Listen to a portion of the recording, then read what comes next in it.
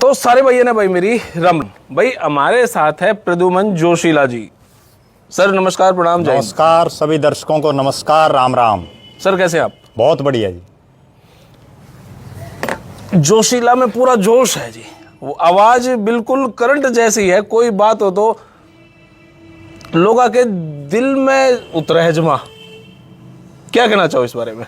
देखो ये सब जो है एक बहुत लंबा संघर्ष जी जो मेरे जीवन का रहा जी, और परमपिता परमात्मा की दुआओं से सब ठीक है। राजनीति एक्सपीरियंस कितना होगा जी आपका? बहुत लंबा हो गया, लगभग ये मान के चलो कि पिछला 25 साल तो मैं बिल्कुल एक्टिव जो मोड है राजनीति का, उसको 25 साल से तो मैं खुद देख रहा हूँ, और उससे पहले भी। तो राजनीतिक गुरु कौन रहा? कोई राजनीतिक गुरु नहीं। तो फिर राजनीति में इंटरेस्ट कैसे होया? इंटरेस्ट सब समय की बात है, या फिर यूं मान लिया भाई भाग्य में है भाई, जो किस कौन आदमी राजनीति करे, कौन क्या करे, ऐसा? देखो वैसे तो ऐसा मेरी जो सोच है वो दूरदर्शी होगी, और उसमें भी जो राजनीति का एक ये मान के चलो कि इतना लंबा जो तजुर्बा हुआ है जी, उसके पीछे भी मैं ये मान रहा हूँ कि पूरा हरियाणा, मैंने बहुत से गांव में तो कई बार में जा लिया।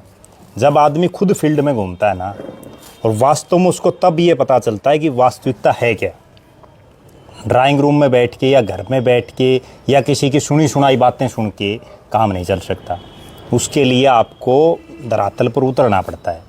मेरे गांव में भी गए आप? बिल्कुल गया मैं। कौन सा गांव मेरा? आपका गांव मोरखी है। क्या बात है, ठीक है, मोरखी गांव है जी, और सफीदो विधानसभा क्षेत्र है, और आपके गांव का एक शख्स विधायक भी रहा है जी, ठीक है, बिल्कुल। तो अभी जो ये पटवारियों वाला बड़ा तकड़ा प्रकरण चल रहा है, तो वो भी पटवारी था, ठीक है। कमाल हो गया। तो मैं लगभग देखो कोई इक्का दुक्का कोई गांव रह गया वो एक अलग बात है, लेकिन रहन उसने भी कौन दूं मैं अच्छा, जो हरियाणा के बिल्कुल आखिरी निरंतर प्रयास है। बिल्कुल, मैं हर रोज डेली मतलब 100 20 30 50 100 लोगों हैं तो फोन मेरे पास आ जाते हैं। मैं तो करता ही नहीं, बहुत अक्सर कम ही करता हूँ लोगों का फोन, सुनता हूँ। और दूसरा, जब मैं निकलता हूँ तो लगभग और बड़ी गजब की बात मैं बताऊं जगदीप जी, तो उससे ये समझ में आ जाएगा जी। लोग तो गाड़ियों में घूमते हैं हरियाणा में, और मैं मोटरसाइकिल पर घूमा हूँ। और अगली बात बताऊंगा तो और अचंभा आ जाएगा। उस मोटरसाइकिल पर मैं ड्राइवर रखा करता। मोटरसाइकिल पर ड्राइवर था? मोटरसाइकिल पर ड्राइवर, वो आगे चला करता और मैं पीछे बैठा रहता। ये तो मेरा मतलब सुने नहीं कोई मोटरसाइकिल में भी ड्राइवर रखा। देख लो तो, और एक साल नहीं जी, कई साल रखे मैंने। आखिरी गांव जैसे अब सैदअलीपुर है, बाबा रामदेव जो है ना, स्वामी रामदेव जी, उसका गांव है सैदअलीपुर, बहुत कम लोगों को पता है। हरियाणा के बिल्कुल आखिरी छोर पे है, जहाँ से राजस्थान शुरू हो जाता है, नांगल चौधरी हल्के, नांगल चौधरी, वहाँ भी मैं कई बार गया हूँ। दूसरी तरफ राय मलिकपुर है, जहाँ से अजय सिंह चौटाला ने एक पद यात्रा निकाली थी पूरे हरियाणा प्रदेश की, जो लोगों को याद भी होगा, सैदअलीपुर से लेकर के और चंडीगढ़ तक, जिससे इनेलो की आंधी आ गई थी। उसके बाद बहुत लोग इनेलो से जुड़ गए थे, हालांकि राज फिर भी नहीं आ पाया उनका, लेकिन एकदम से उस पैदल यात्रा के बाद, और मैं ये मानता हूँ कि या तो चौधरी देवीलाल ने पद यात्रा निकाली थी जी, जो हिसार के ही जहाँ बैठे हैं, यहाँ कटला रामलीला मैदान है, और यहाँ से वो यात्रा निकाली थी। उसके बाद 1987 में जो आंधी आई, दिल्ली के बोट क्लब पर रैली हुई, जो आंधी आई 87 में 85, वो यहीं से था वो कारवां शुरू। या तो वो पद यात्रा थी, वो थी हिसार से और दिल्ली की, या चौधरी भूपेंद्र सिंह हुड्डा ने निकाली थी जब कंडेला कांड हुआ था चौटाला के राज में। तो उस कंडेला कांड के बाद भूपेंद्र सिंह हुड्डा राजनीति में हीरो बन गए थे, नहीं तो उससे पहले तो कोई जाना ही नहीं करता। कोई भी इस टाइप का कांड किसी दूसरे राजनेता को हीरो बना देवा है नहीं, वो उसको कितना के जो है फायदा कितना ले पाता उसका कैश, क्योंकि देखो कोई कांड हो जाता, मान लो बहुत से कांड हुए अलग अलग राज्यों में, लोगों के घर उजड़ गए, नाश हो गया, लेकिन नेता वहां से बन जाओ कोई ना कोई। नहीं, बिल्कुल बनते हैं जी। और देखो राजनीति आराम जनता समझ दी इस बात। अब मैं आपको बताऊं, अब 3.5 महीने हो गए जी, कांग्रेस वाले घरों में बैठे हैं। वो क्यों घरों में बैठे हैं? वो ये बात देख रहे हैं कि भाई कोई मुद्दा मिले। बीजेपी वाले उनको कोई मुद्दा दे नहीं रहे। अब मुद्दा नहीं, जब तक कोई मुद्दा नहीं होगा इतना वो घर से नहीं निकलेंगे। जितने भी आज तक जो मूवमेंट बनी है, कोई भी हो, मोदी जी क्यों देश के प्रधानमंत्री बने? कोई यूं थोड़ी था भाई मोदी जी में बहुत बड़ी कलाकारी है। फिर भी जैसे 2016 का दंगा हुआ, इसलिए बने कि जो अन्ना हजारे की मूवमेंट हुई ना जी देश में, जी, उस अन्ना हजारे के मूवमेंट ने 3 चीजें देश में की। लोगों में करंट पैदा कर दिया 3 चीजें की उसने, जी। एक बुजुर्ग आदमी ने। जी एक चीज तो उसने ये की कि कांग्रेस का खात्मा हो गया। दूसरा, मोदी जी एक नया फेस आ गई, प्रधानमंत्री बन गई।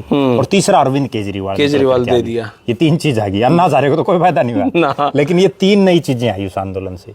और हर आंदोलन में यूं होता है। यूं तो एक चीज और भी है जी अब, जैसे मिर्चपुर कांड हुआ जी जो भूपेंद्र सिंह हुड्डा के राज में, जी, तो उसको उस समय जो है, हालांकि की जातीय तरह का एक कांड था वो, लेकिन उसको कोई और राजनीतिक पार्टी नहीं कैश कर पाई, नहीं तो उस टाइम पे उनकी सरकार भी चली जाती। इतना बड़ा मामला हो गया। अब जो 2016 का दंगा हुआ, क्या कांग्रेस या हुड्डा सब उसको कैश नहीं कर पाए फिर? ना, नहीं कर पाए। उसके बाद फिर उसको किसान इसलिए नहीं कर पाए ना, उसमें वो कर पाते, लेकिन वहां हुआ क्या, जो हुड्डा साहब के सबसे नजदीकी लोगों में शामिल थे प्रोफेसर वीरेंद्र सिंह। जी, प्रोफेसर वीरेंद्र सिंह और जो एक खाप के एक नुमाइंदे थे, उनकी जो एक ऑडियो जो वायरल हुई ना, उस ऑडियो ने सब सिस्टम का नाश कर दिया।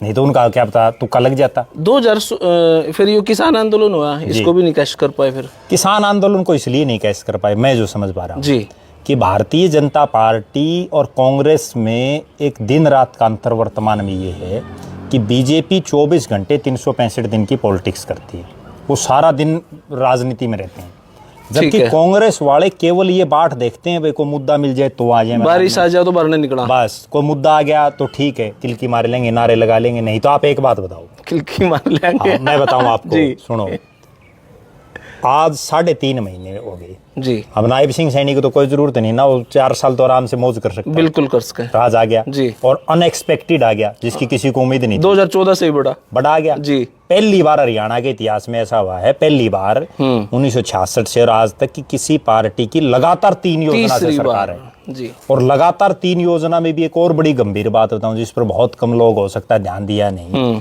हुड्डा साहब 2 योजना मुख्यमंत्री रहे जी। जब वो पहली बार मुख्यमंत्री बने तो 67 सीटें थी, और जब राज उनका गया ना तो 67 से 15 पर आ गई, 15 सीट आई 2014 में कांग्रेस की। दूसरे एंगल से आप देखो, टिकट नहीं मांगने जाओ थे लोग, वोट भी डर के मांगा करते, बड़ी बहुत क्रिटिकल स्थिति तो देखो, नेचुरल एक बात है जी। अब दुष्यंत चौटाला की जब 2019 में जी टिकट मांगने के लिए लोग लाइन में लग रहे थे, ना, सही बात। और इस बार वो धक्का देते होते तो भी कौन लेने पाओ था कोई। हाँ, ये तो राजनीति में यही वो बीजेपी है। आपको एक और बड़ी गजब बात बताऊं जी, मुझे आज भी याद है, मैं खुद प्रत्यक्षदर्शी हूँ जी। बीजेपी वाले कोई मीटिंग करते ना तो 10 समोसे ले आते, उसमें से भी 2 उल्टे देने पड़े, 8 आदमी आते मीटिंग में। जिले की मीटिंग में भी 8 आदमी आते, एक वो दौर था, ठीक, और एक आज वो दौर है कि बिना बुलाए लोग आने लग रहे हैं। आज वो हालात कांग्रेस बैन कर दिए भाई, अब एंट्री नहीं होगी। अब वो बिल्कुल बैन तो इसलिए कर दिए ना भाई, कुछ एक लोग ऐसे थे जिनने 10 साल मौज ली और एंड टाइम पे फिर बाज गए। माहौल सही लग रहा था जैसे हुड्डा साहब आऊंगे। माहौल तो नहीं, उसको मेरा ये मानना है निजी रूप से कि हुड्डा साहब के साथ एक वो बड़े स्तर पर लॉबी हुआ आगी जो किसी समय देवीलाल और ओम प्रकाश चौटाला के साथ थी। देवीलाल जी एक बात कहा करते जी, देवीलाल जी अक्सर एक बात कहते थे कि भाई चुनाव में हार जीत कोई मायने नहीं रखती, माहौल बनाए रखो। माहौल का मतलब ये है कि भाई किलकम किल करो, ठीक है साहब। देवीलाल कहा करते जी। और एक बड़ा गजब वाक्य उनका ये है, तो शाम की बात है जब उनकी सरकार गिर गई थी और किसी ने उनको, वो जो है अपना दौरे कर रहे थे, वो वैसे ही दौरे करते रहते थे, जिस दिन हार जाते थे ना वो चुनाव, जैसे आज परिणाम आ गया जी, वो कल से शुरू हो जाते थे, ठीक है, कोई बात नहीं, हार गए तो माहौल बनाओ। वो सबसे ज्यादा विपक्ष में रहे हैं, मुख्यमंत्री तो बहुत कम समय के लिए बने। चौटाला साहब की पार्टी जो है वो एक्टिव थी और अग्रेसिव थी। हुड्डा साहब की पार्टी एक्टिव भी थी लेकिन अग्रेसिव नहीं थी, डिफेंडिव थी, थोड़ा सा अपने एरिया को बचा लो, बस इतना सोचा रहे। अब चौटाला साहब चौटाला गांव से है और जींद में भी आके इलेक्शन लड़ना, महम से भी लड़ना, किसी भी एरिया में जाके इलेक्शन लड़ना, लेकिन हुड्डा साहब रोहतक तक सीमित रह गए मेरे ख्याल से।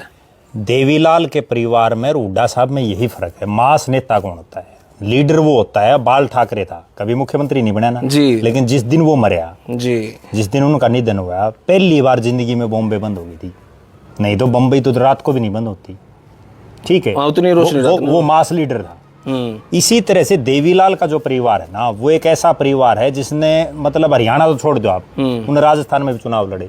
राजस्थान में मैं बड़ी अचंभे की बात, बहुत कम दर्शकों को पता होगा, हो सकता है, चौरी देवीलाल ने सीकर से लड़ा आज, और वो जीते, एमपी बने, एमपी बन के देश के उप प्रधानमंत्री भी वहीं से बने, ठीक है, 2 बार उप प्रधानमंत्री बने 2 सरकारों में। उसके बाद अजय सिंह चौटाला ने वहां से चुनाव लड़ा, नौहर और दाता रामगढ़ से, और वो दोनों जगह से जीते। अभय सिंह चौटाला ने भी, इस बात का बहुत कम लोगों को पता है, अभय सिंह चौटाला ने अपने जीवन का पहला चुनाव जो है विधानसभा का, और राजस्थान से लड़ा था पहला चुनाव, हाँ, संगरिया से, लेकिन वो हार गए थे। वो हार गए थे इसलिए उसका लोग कम जिक्र करते हैं, क्योंकि यहाँ तो जो जीतता हो वो उसी को जी हजूरी करते हैं लोग। वो पहला चुनाव उन्होंने भी राजस्थान से लड़ा। देवीलाल ने पंजाब से लड़ा, फिरोजपुर से। उसके बाद देवीलाल ने लोकसभा का चुनाव सोनीपत से लड़ा, देवीलाल ने रोहतक से लोकसभा चुनाव लड़ा, ओम प्रकाश चौटाला ने हिसार से लड़ा, वरना उनका तो सिरसा है चौटाला गांव। एक और बड़ी गजब बात ये, आप ये चीज देखो जी, चौटाला गांव हरियाणा का आखिरी गांव है, बिल्कुल, जिसके एक तरफ पंजाब और एक तरफ राजस्थान है। और उस चौटाला गांव से पूरे हरियाणा में इतने साल तक सल्तनत चलाना अपनी, और सारी पार्टियों में अब, और अगली सुन लो जी, इस देवीलाल परिवार की पिछली जो विधानसभा थी ना, इस बार तो फिर भी नहीं है इतना सिस्टम, उसमें 5 सदस्य इनके जीते, 5 या 6 हैं, 5 जी, और उन 5 में से 2 अलग अलग पार्टियों में, 2 बने जेजेपी से जी, एक बने इनेलो से जी, एक बने कांग्रेस से, और एक बने निर्दलीय बन के वो बीजेपी को भाजपा में आ गए वो, यानी सारी पार्टियां में उनकी चल रही है, और सारे देवीलाल का ही नाम ले। और अगली सुनो जी, इनके परिवार से, जो चौटाला गांव से है ना, इनके परिवार से 100 से ऊपर चुनाव लड़ लिए, कोई और रिकॉर्ड नहीं मिलेगा।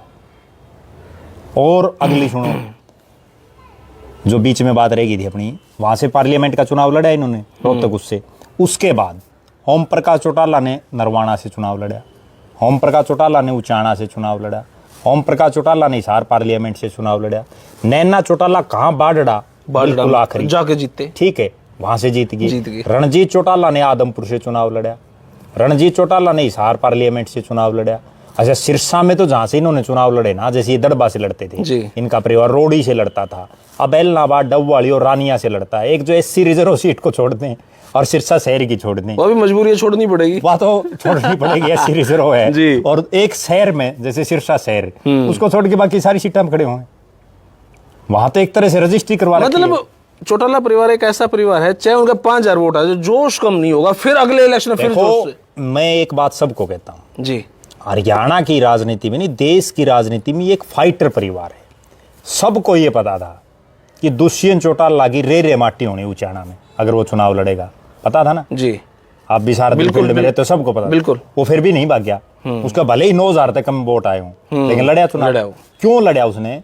क्योंकि लोग क्या है, मैं इनके परिवार को बड़े नजदीकी से देखा है मैंने, एक चुनाव हार जाते हैं, उसके बाद ये फिर सर्वाइव करते हैं, फिर जीत जाते हैं। 1998 में आपको एक वाक्य बताऊं, तब हमारा गांव भिवानी पार्लियामेंट में था।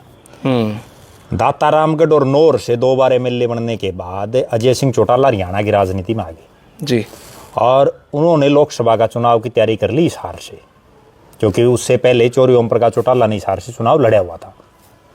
हिसार से उन्होंने तैयारी कर ली, सिरसा के साथ हिसार लगता था। देवीलाल जी उस समय जो है सक्रिय थे राजनीति में, हालांकि बुजुर्ग हो चुके थे, तो उन्होंने कई, मैं दादाजी मैं हिसार से चुनाव लड़ रहा हूँ, तो देवीलाल ने उनको एक बात कही कि भाई अगर MP तो बनना है तो कड़े खड़े हो जा, लेकिन अगर नेता बनना है ना तो आज के दिन तू भिवानी से खड़े हो। बोला क्यों? क्योंकि भिवानी से बंसीलाल का छोरा चुनाव लड़ेगा।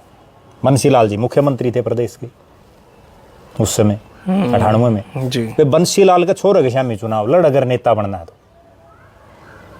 तो एक बार तो हो सकता वो जिज के या क्या हुआ, उसके बाद उन्होंने फैसला ले लिया और वो हिसार में मीटिंग रख रखी थी उन्होंने चुनाव लड़ने के लिए। वो मीटिंग कैंसिल करके वो सीधे भिवानी चले गई, वे भिवानी से लड़ेंगे। भिवानी से लड़ा, 98 में चुनाव हार गया अजय सिंह, चुनाव हार गया, ठीक है। लेकिन 1 साल बाद फिर चुनाव हुआ, 99 में मुझसे अजय सिंह ने सुरेंद्र सिंह हरा दिया, 1 साल संघर्ष करके। संघर्षशील परिवार है ये वास्तव में। अच्छा, इन्होंने एक चीज और, असली राजनेताओं वाले गुण है। अब मैं बताऊं इनमें, हुड्डा साहब मोरिन के परिवार में अंतर क्या है जी। हुड्डा साहब ने अपनी जिंदगी में पहली बार, पूरी जिंदगी में अपने कि लोई और रोहतक लोकसभा से बाहर निकल करके चुनाव लड़ने की हिम्मत की 2019 में सोनीपत पार्लियामेंट से। सोनीपत में रमेश कौशिक जो कभी उनसे टिकट मांगे आ रहा था, उन्हीं की पार्टी में था जी, ठीक है। उनका कद तो भूपेंद्र सिंह हुड्डा मुकाबले बहुत छोटा है, कुछ भी नहीं, ज्यादा सा नहीं, वो तो एक मंत्री रहे थे जी। हुड्डा साहब 9.5 साल सीएम रहे, उनके बाप मंत्री रहे, उनके दादा, मतलब पूरी राजनीतिक खानदान जी। रमेश कौशिक ने उनको हरा दिया। उसके बाद दोबारा मुंह करके नहीं देखा, नहीं तो इस बार भी लड़ सकते थे ना, बिल्कुल। इस बार क्यों नहीं लड़ा? और अगर इन्हीं की जगह यही देवीलाल का परिवार होता, ये फिर लड़ लेते। इनको यूं दिखता ना भाई यहाँ हार होगी, ये फिर भी आ जाते मैदान में, क्योंकि राजनीति में दो ही चीजें, हार या जीत जी। लेकिन असली नेता कौन है? असली जन नेता वो है। आज भी एक खास बात मैं बताऊं, और दर्शक भी आपकी इस चीज से सहमत होंगे जी। आज भी बहुत से लोग ऐसे मिल जाएंगे भाई, जो ये चौटाला वाले फोन कर देना तो काम हो जाओ है, और उठा पर ये बीजेपी वाले फोन कराओ तो कौन नहीं देखा, कई बार आज भी मिल जाते हैं। कई बार ऐसे मैंने एग्जांपल मिल जाऊंगे, बीजेपी वाले अभय सिंह के पास जाऊंगे जी, फोन करियो। एक दिन मैं खुद बैठा था, आपको बात बताऊं, जी। अभय सिंह चौटाला के पास, तेजाखेड़ा फार्म हाउस की बात है जी। तो वहाँ एक बहुत बड़े नेता का उनके पास फोन आया, कुदरती मैं ही बैठा था वहाँ। तो वो नेता उसने ये कहे कि भाई फलाना अफसर को कहे और जो है ये काम करवाना। तो उसने उसको कहा, अरे बोला तेरा बाप जिस पद पर रहा है, मेरा बाप भी रहा है। तो यार बोले मेरी चाल रहा है तो बोले तेरी भी किमें तो चालनी चाहिए। तब उसने वो फ़ोन कराया, फिर उसका काम हुआ, अगले ने उसको थैंक यू कहा। देखो ये हालात है, मतलब कम से कम देखो राजनीति में होता क्या है, क्यों आदमी राजनीति में आता है। लेकिन जिस तरीके से दिल्ली के अंदर कांग्रेस सरेंडर कर रही है, इधर इनेलो सरेंडर या जेजेपी सरेंडर नहीं करती। देखो कांग्रेस भी इसलिए सरेंडर कर रही है, कांग्रेस की जो ऊपरली लीडरशिप है ना जी, उसमें वो दमखम बन नहीं पा रहा। नेता कैसे बनते हैं? अरविंद केजरीवाल को कोई नहीं जानता था, उसने एक फैसला लिया कि मैं जहां से शीला दीक्षित चुनाव लड़ेगी वहां से वहीं से लड़ूंगा मैं, ठीक है। अगले दिन पूरी दिल्ली का माहौल बदल गया। उसके बाद उस अरविंद केजरीवाल ने एक फैसला लिया कि मैं मोदी जहां से लड़ेगा उड़े लड़ूंगा, राहुल गांधी जहां से लड़ेगा वहां से कुमार विश्वास लड़ेगा। भले ही वो हार गए चुनाव, लेकिन पूरी लाइमलाइट में रहे ना, वायरल हुए। वही चीज आज है, मोदी के साथ साथ वायरल हो गए। आज राहुल गांधी एक बयान दे दे, उसने वायनाड बाजना जरूरी थोड़ी था, वो ये कहता भाई जहां से मोदी लड़ेगा वहां से लड़ूंगा, मैं हारूं जीतूं, अगले दिन हीरो बन जाएगा। अब भी नेल्लो मृत प्राय हो रही है जी। आज अभय सिंह चौटाला एक फैसला कर दे, और क्या पता वो कर भी दे, क्योंकि वो भी मतलब एक अलग ही किस्म के हैं जी, कि जहां से भूपेंद्र हुड्डा लड़ेगा ना वहां से लड़ूंगा, रुका पट्टेगा, अगले दिन पसीना आ जाएगा। चौरी देवीलाल ने एक वाक्य में दर्शकों को बताऊं, देवीलाल बिल्कुल जीरो हो चुके थे राजनीति में, हाशिए पर थे, और उसके बाद उन्होंने एक फैसला लिया भाई जहां से बंसीलाल और भजनलाल चुनाव लड़ेंगे ना मैं वहां से लड़ूंगा। और हरियाणा का ये इकलौता रिकॉर्ड है आज तक का, और हो सकता पूरे देश का हो, जहां एक आदमी 2 पूर्व मुख्यमंत्रियों के सामने निर्दलीय खड़ा। तुसाम से भी निर्दलीय लड़ा बंसीलाल के सामने, आदमपुर से भजनलाल के सामने इंडिपेंडेंट लड़ा, दोनों जगह निर्दलीय और दोनों जगह 2 पूर्व मुख्यमंत्री, मतलब एक सिटिंग मुख्यमंत्री एक पूर्व मुख्यमंत्री जी। उसने भी ये खुद नहीं पता था कि तू हारेगा, लेकिन फिर भी लड़ लिया। और उसके बाद ये हुआ उस चुनाव लड़ने का फायदा कि वो उसके बाद फिर मुख्यमंत्री बने, हवा बन गई। चलो वो चुनाव वो हार गया, लेकिन 5 साल बाद वो क्या आज इनेलो और जजपा को एक होना चाहिए? क्या उनकी तैयारियां ऐसी चल रही हैं? क्योंकि अगर 2027, 28, 29 जब भी अभी इलेक्शन हो जी, क्या वो एक होने की तैयारी, क्योंकि आप उनको काफी तेजाखेड़ा सही जानो हो? देखो जनता की भी तो नहीं कहेंगे, लेकिन जो लोग चौरी देवीलाल के परिवार से जुड़े हुए थे, जिन्होंने अपनी जिंदगी में कभी भी उनके परिवार के किसी शख्स को वोट दिया था, उन सब की इच्छा है, वो चाहे अभय चौटाला के साथ हो, चाहे वो अजय सिंह चौटाला के साथ हो, और चाहे वो रणजीत सिंह के साथ हो, भाई ये परिवार इकट्ठा हो। लेकिन इसमें समस्या जो आ रही है ना, जो मैंने खुद न आंखों से देखी, क्योंकि वहां मैं उनके दाह संस्कार पर भी गया था जी, तो वहां एक चीज देखने को मिली, जो अजय चौटाला के समर्थक आ रहे थे जेजेपी के, वो तो अभय सिंह से नहीं बात कर रहे थे, गोड्डा नुमान जायोड़े भी। जो अभय चौटाला के समर्थक थे वो अजय और दुष्यंत से बात नहीं कर रहे थे। आपस में देखो इन दोनों भाइयों में तो कहीं कोई दिख नहीं रहा कि जुड़ाव हो सकता है। कोई तीसरा जैसे रणजीत सिंह के नाम पर दोनों सहमति हो जाए, आदित्य देवीलाल के नाम पर दोनों की सहमति हो जाए, वो एक अलग बात है। वरना इनमें अच्छा दूरी भी क्यों हुई, वो भी मैं एक कारण बताऊं। आज भाई भाई तो फिर भी इकट्ठे हो जाते हैं, लेकिन भाई और भतीजे इकट्ठे, जब चाचा भतीजा हो ना, तब जूतबाजी है। अजय सिंह के परिवार में सारा कंट्रोल जो अगली पीढ़ी है, दिग्विजय, दुष्यंत, नैना चौटाला, उनका हो रहा है।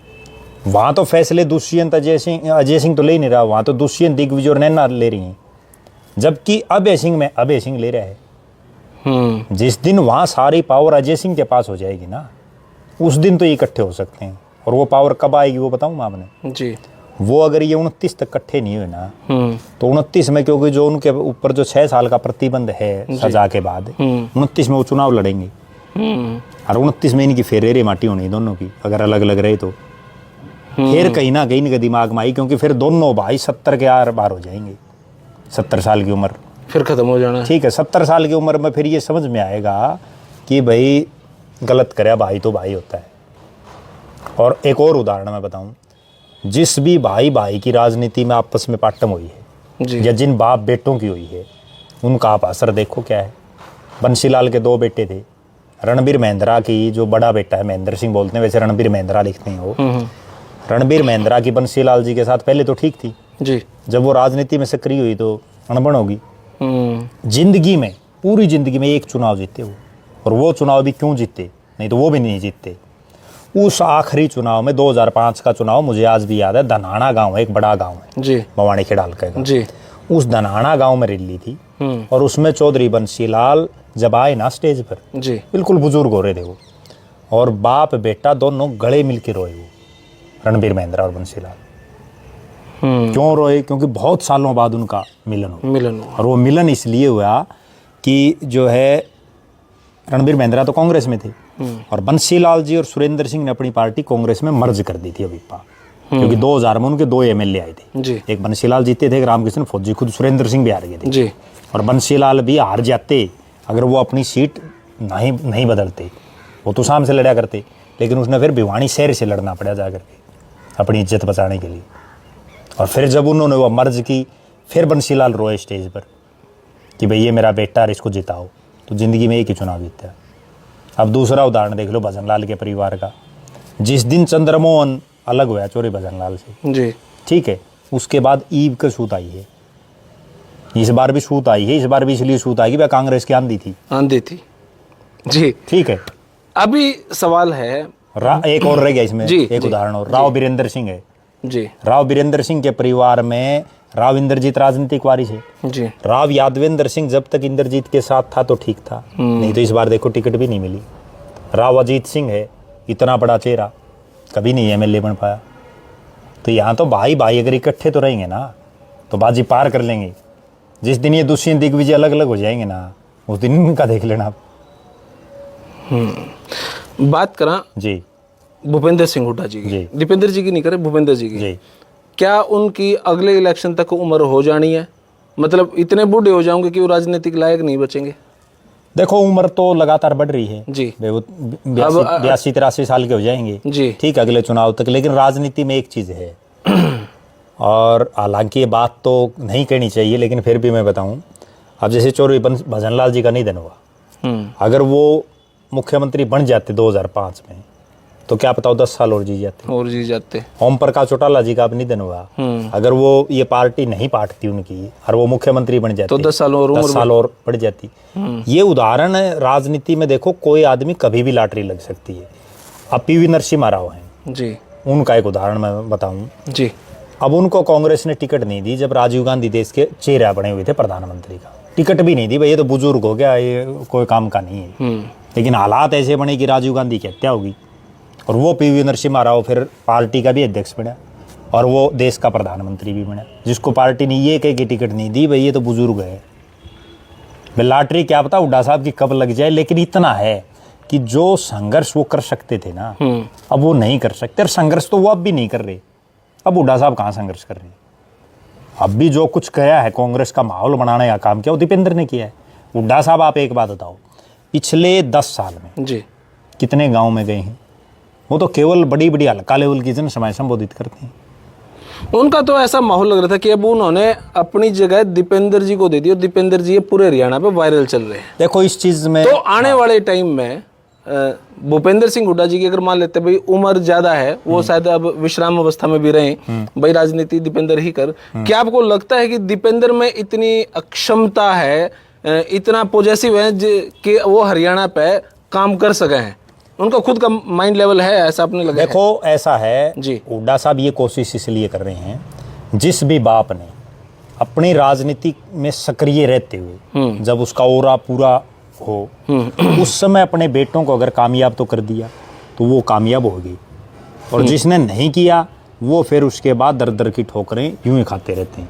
अब जहां तक दीपेंद्र हुड्डा का सवाल है जी, वो 5वीं बार का सांसद है, 4 बार वो लोकसभा में और 1 बार राज्यसभा में जी, लेकिन समस्या उनके साथ क्या है मैं जो समझ पा रहा हूँ जी, हुड्डा साहब ने तो जीरो से राजनीति शुरू की। इस बात का बहुत कम लोगों को पता होगा कि हुड्डा साहब अपने खुद के घर जो किलोई को जिसको गढ़ मानते हैं ना जी, वहां से अपने जीवन के पहले दोनों चुनाव हुड्डा साहब आ रहे हैं, 82 और 87 का जी, दोनों चुनाव आ रहे हैं हुड्डा साहब। ठीक है। और हारने के बाद उन्होंने फिर लंबा संघर्ष भी कराया। ठीक है, उनको सूत आ गई कि देवीलाल ने रोहतक से इस्तीफा दे दिया, इस्तीफा देने के बाद उनकी लॉटरी लग गई। उसके बाद उन्होंने सड़कों पर भी बहुत संघर्ष किया है, लेकिन दीपेंद्र हुड्डा को राजनीति बिल्कुल जो है सजी सजाई मिली है। उन्होंने कोई संघर्ष तो किया नहीं था, वो तो विदेश से आए और आते ही एमपी बन गए, पिता मुख्यमंत्री 9.5 साल, ठीक है, फिर अगली बार एमपी बन गए, फिर अगली बार एमपी बन गए, फिर जिस दिन पहला चुनाव, ये भी एक बड़ी गजब बात है, दीपेंद्र हुड्डा कब आ रहे? तब आ रहे जब उनका पिताजी मुख्यमंत्री नहीं था, साथ नहीं, मुख्यमंत्री नहीं था। ओके, जब दीपेंद्र जीतते हैं ना इस चुनाव को छोड़ के जी, तब उनके पिताजी मुख्यमंत्री थे।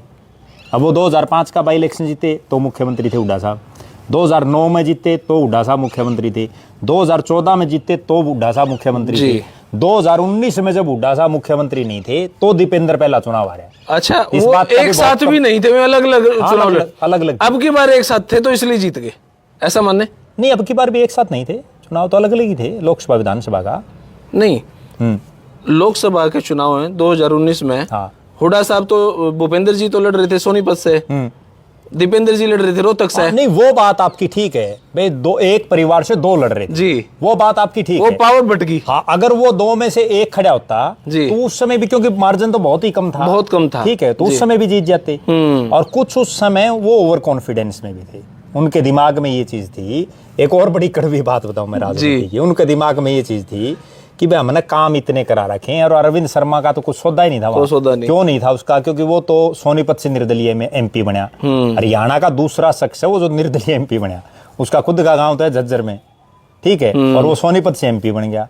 उसके बाद फिर वो लगातार करनाल से बना, ठीक है, करनाल को तो हम ये मान लेते हैं ब्राह्मण बाहुल्य सीट है इसलिए वो जीत गया, लेकिन सोनीपत तो जाटलैंड है, जाटलैंड में एक ब्राह्मण जीतना, और वो भी निर्दलीय जीतना, निर्दलीय, वो कितनी बड़ी बात है। फिर उन्होंने उसको अंडर एस्टिमेट समझा। और मैं अरविंद शर्मा को जो जानता हूँ, अरविंद शर्मा की 2-3 क्वालिटियां हैं। एक तो अरविंद शर्मा खर्चा लगाने में कमी नहीं छोड़ता, ठीक है, जो चुनाव में वो खर्चा लगाता है ना, वो कोई किसी प्रकार की कोई कमी नहीं छोड़ता। एक उसकी जो मैनेजमेंट है वो बड़ी जबरदस्त वो करता है, हर चीज को मतलब पूरा नजरिया है उसका, और खुद बहुत मेहनत करते हैं, वो इसीलिए तो वो कामयाब है। अच्छा, दीपेंद्र हुड्डा और के दिमाग में क्या है कि वो खुद तो कोई हैंडल करते नहीं, उन्होंने तो अपने आदमी छोड़ दिए, भाई ये फलाना आदमी मीडिया को संभालेगा, ये सोशल मीडिया को संभालेगा, ये फलाना हल्कन संभालेगा, ये दिखड़न संभालेगा, तो वो क्यों करेंगे? वो था। इसके बाद इस चुनाव में दीपेंद्र क्यों जीता जी? अगर वो पिछला चुनाव नहीं हारता ना, पिछला चुनाव हारने के बाद फिर वो आदमी की हार के बाद अक्ल ठिकाने आ जाती, कोई भी आदमी हो। फिर उन्होंने खूब वहां ग्रास रूट पे मेहनत की। अब देखो आप एक चीज जी, पिछले 3.5 महीने में जी, 8 अक्टूबर को परिणाम आने के बाद दीपेंद्र हुड्डा का आप टूर प्रोग्राम उठा के देखो, जो उनका सार्वजनिक टूर प्रोग्राम आता है जी, उस टूर प्रोग्राम में पहली बार उनकी जिंदगी में 3.5 महीने का और कोई कार्यकाल उनका देख लो, अरे ये देख लो, सबसे ज्यादा वो रोहतक लोकसभा में रहे हैं। अब तो वो और बाहर निकलते ही नहीं रोहतक से बाहर, कहीं कोई इक्का दुक्का को डर इसलिए बैठ गया ना। डर क्यों बैठ गया? डर का कारण बताऊं। 9.5 साल जब हुड्डा साहब सीएम रहे तो पूरे प्रदेश में पक्ष के विपक्ष के नेता एक बात जरूर कहते थे कि भाई हुड्डा साहब ने रोहतक, सोनीपत, झज्जर, जोड़ रोहतक इसको चमका दिया, और वो हकीकत भी थी। हकीकत भी थी। अब आपका गांव सफीदों में है जी, उस 9.5 साल में आप ये बताओ सफीदों में कितना काम होया। और आपके साथ लगता, सफीदों के साथ लगता गोवाना आ गया जी, गोवाना में कितना काम होया। ठीक है, हरियाणा के लोग कोई बहुत ज्यादा भी काम करा देते हैं ना नेता, उनको भी हरा देते हैं। बंसीलाल ने, कैप्टन साहब तो चलो उन पे भी आएंगे। बंसीलाल ने तो शाम में बहुत काम कराए। पहले बंसीलाल आ रहा, फिर उसका बेटा सुरेंद्र सिंह आ रहा। ठीक है, चौधरी ओम प्रकाश चौटाला ने नरवाणा में जितनी नौकरियां लगाई 2000 से 2005 तक के कार्यकाल में, जितने काम कराए, कोई मुख्यमंत्री नहीं कराई, वो नरवाणा में हरा दिया। 2005 में मुख्यमंत्री होते हुए हरा दिया लोगों ने। ठीक है, कैप्टन अभिमन्यु ने नारनौंद में जितना काम करा सार्वजनिक, कोई आदमी नहीं करा सकता, कोई नहीं करा सकता, हरा दिया। जी, जेपी दलाल ने जितना लुहारू में काम करा, लोगों के लुहारू में तो ये हालात थी, बहुत से किसानों तो मैं जानता हूँ जिनकी जमीनें बिकती। ठीक है, पानी नहीं रुकने दिया। पानी भी छोड़ दो आप, उनको मुआवजा इतना इतना दिला दिया कि वो जमीन बेचनी तो दूरों लेने लगे। ठीक है, और आखिरी टेल तक पानी, वो जेपी दलाल हरा दिया। रणजीत चौटाला ने जो घग्गर नहर है जी, उस घग्गर में के कई गांव हैं वहां पानी नहीं पूछता था, वहां पानी पहुंचा। रानिया में इतना काम करा, वो हरा दिया। दीपेंद्र हुड्डा ने रोहतक लोकसभा में जितना काम करा, कोई एमपी पूरा हरियाणा में नहीं कराया आज तक। वो हरा दिया। जितने वहां IIT, एम्स, पता नहीं क्या क्या बना दिए वहां। ठीक है, और वो हरा दिया। उस अरविंद शर्मा के मुकाबले हरा दिया जिसने रोहतक में कभी झांक के नहीं देखा था। अभी चर्चा कई बार सुना है कि कभी हुड्डा साहब नई पार्टी बना ले। ऐसे आपने लगे हैं समीकरण के फर्दर आने वाले साल 2 साल में जैसे हो सकता है इनको साइड किया जा रहा हो, इनको ज़्यादा तवज्जो राहुल गांधी जी की तरफ से या ऊपर नेताओं की तरफ से ना दी जा रही हो, शायद कभी इनको साइड लाइन कर दिया जाए या नई पार्टी बना लें, ऐसा कुछ लगता है आपको? देखो, बिल्कुल एक क्लियर कट बात बता दूं जिसकी तरफ किसी का भी ध्यान नहीं आज तक। जी, जो हरियाणा में पिछले 3.5 महीने से कांग्रेस अपने विधायक दल का नेता नहीं बना पा रही। ठीक है, जो विपक्ष का नेता ही बनना है। और हरियाणा के इतिहास में ऐसा पहली बार है कि विपक्ष का नेता के बिना चल रहा है मामला। हाँ, 3.5-4 महीने हो गए। ठीक है, अरीबे को उम्मीद भी नहीं है महीने 2 महीने। अब वो दिल्ली इलेक्शन के बाद कह रहे हैं, क्या पता होगा उसके बाद और आ जाएंगे आगे, गुजरात का, पहले महाराष्ट्र के बाद फिर निकाय चुनाव आ जाएंगे, फिर यूपी के चुनाव की तैयारी हो जाएगी, राहुल गांधी और वहां बिजी, बिहार का चुनाव हो जाएगा। ठीक है, तो अब बात यह है कि अभी जो विपक्ष का नेता है ना जी, अगर कांग्रेस ने हुड्डा साहब को विपक्ष का नेता बना दिया तो ठीक है जी, नहीं तो मैं एक बहुत बड़ी बात आज बता रहा हूँ आपको, अगर किसी और को बना दिया ना तो कांग्रेस विधायक दल में वोटिंग करवाएंगे हुड्डा साहब, और वो वोटिंग करवा के हुड्डा साहब जीतेंगे, क्योंकि विधायक तो उनके साथ हैं। अगर कांग्रेस आला कमान, इसीलिए आला कमान कोई फैसला नहीं ले रही, शीर्ष नेत्री तो हुड्डा साहब को तो बनाना नहीं चाह रहा। अगर उनको बनाना चाह रहा होता तो पहले डिक्लेयर कर देते, उसमें तो कोई मुख्यमंत्री का पद थोड़ी है। ठीक बात है, जब वो पीछे 5 साल थे तो इबके बना देते उनको, अगर बनाना चाहते तो। वो किसी और को बनाना चाह रहे हैं, और अगर किसी और को बना दिया तो हुड्डा साहब वोटिंग कराएंगे, और वोटिंग में हुड्डा साहब जीतेंगे। फिर रोड़ा होगा नहीं, रोड़ा की जरूरत नहीं, फिर अपना आप पे सिस्टम बन जाएगा। अच्छा, नई पार्टी का जहाँ तक सवाल है, पार्टी अभी हुड्डा साहब नहीं बनाएंगे अभी जो हालात है, क्योंकि इस हालात में अगर वो पार्टी बनाएंगे ना तो हरियाणा का, उनको वोट किसने दिए? वोट दिए जाट और जो किसान वर्ग है ना उसने ज़्यादातर। आज जाट और किसान वर्ग अपने आप को एक तरह से ठगया हुआ महसूस कर रहा है कि भाई हमने इतना जोर लगा, इतनी किलकी मारी, इतना खूब किया हमने, और ये हुड्डा फिर भी सरकार नहीं ले पा, कह रहे ना लोग सारे, हुड्डा सरकार बनाएगा ये गीत चल रहे थे। हाँ। और वो हो गया उल्टा, नहीं बना पाया। तो आज के हालात में नहीं बनाएगा वो। अगर कोई पार्टी बढ़ाने की कोई बात आएगी तो अभी 3 साल के बाद, क्योंकि ये बना दिया आज कितने एक विधायक पार्टी की, बताता हूँ आपको बात। कहीं ना कहीं शीर्ष नेतृत्व भी तो ये सोचा भी हम हार तो लिए हरियाणा में, अब या तो हुड्डा से आर पार की लड़ाई कर लो, शीर्ष नेतृत्व भी तो ये सोच रहा है। शीर्ष नेतृत्व में हिम्मत नहीं है ना, हिम्मत की बात होती है, वो हिम्मत की बात बताऊँ आपने, हिम्मत क्यों नहीं है इसको भी दर्शक जब मैं समझाऊंगा तो समझ जाएंगे। 2005 में 67 सीटें कांग्रेस जीती, चौधरी भजनलाल प्रदेश के अध्यक्ष थे, और ज्यादातर विधायक भजनलाल जी के खेमे के थे। उस समय क्यों हुड्डा साहब को बना दिया उन्होंने? सिर्फ इसलिए बना दिया कि उस समय केंद्र में कांग्रेस की सरकार थी, कांग्रेस सेंटर में मजबूत थी, और उसका क्षेत्रीय जो थे सुरमा, उनसे कोई ज़्यादा भय नहीं था। आज हालात उसके उल्टे। आज तो कांग्रेस का ऊपर को सौदा ही नहीं है। पिछली इस बार तो ठीक है विपक्ष का नेता उनका बन गया और वो भी 99, 99, 100 से भी नीचे हैं। पिछली 2 योजनाओं में तो उनका विपक्ष का नेता भी नहीं बन पाया। दूसरी तरफ बीजेपी आज क्यों एकदम से उभार पे है?